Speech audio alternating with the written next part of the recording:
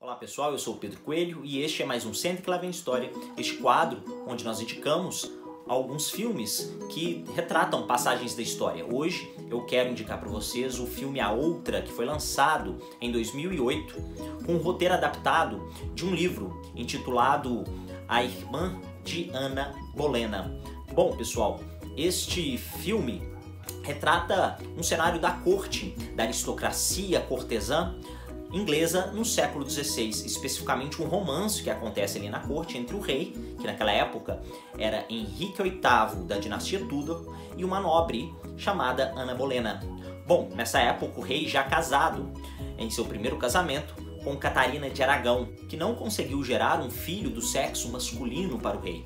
O rei a culpava por ela não ter dado a ele um menino para a sucessão do trono, e já muito desgostoso com o casamento, ele tenta romper com Catarina de Aragão. Ele até mesmo apresenta uma proposta, um ofício ao Papa para o rompimento. No entanto, a igreja não concebe a anulação do casamento. Bom, o rei ele tenta criar uma outra estratégia para o rompimento do casamento, e nesse meio termo ele já se envolvia com a Ana Bolena. É importante notar que nesse momento a Europa passa por algumas mudanças, principalmente de ordem política.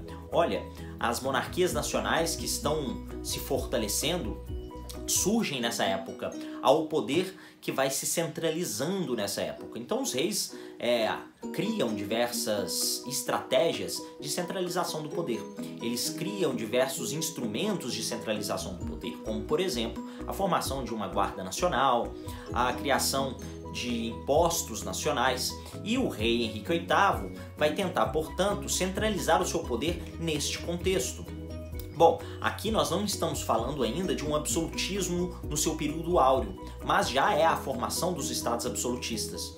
Como estratégia, o rei Henrique VIII, portanto, junto ao parlamento, cria um chamado Ato de Supremacia, sendo este um documento criado em 1534 e foi importantíssimo para a centralização do poder na Inglaterra. Olha, o Ato de Supremacia dava ao rei a condição de se tornar o único chefe supremo da terra na Igreja da Inglaterra.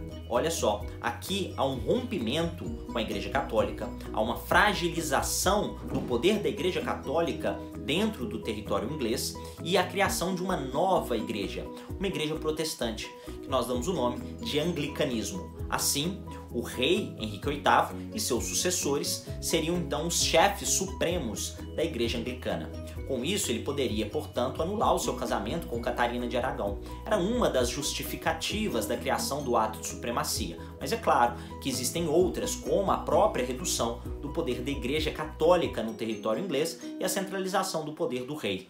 Bom, pessoal, o final da história não é muito interessante para Ana Bolena.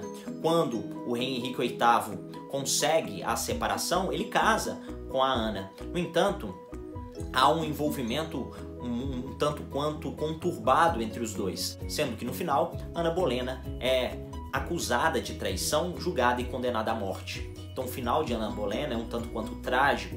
No entanto, o rei Henrique VIII ainda teve outras esposas. Este rei teve 6 esposas durante toda a sua vida e alguns filhos, dentre eles a rainha Elizabeth I, a rainha virgem, que marca o auge do absolutismo na Inglaterra. Pessoal, espero que tenham gostado, nós ficamos por aqui e até o nosso próximo encontro. Tchau!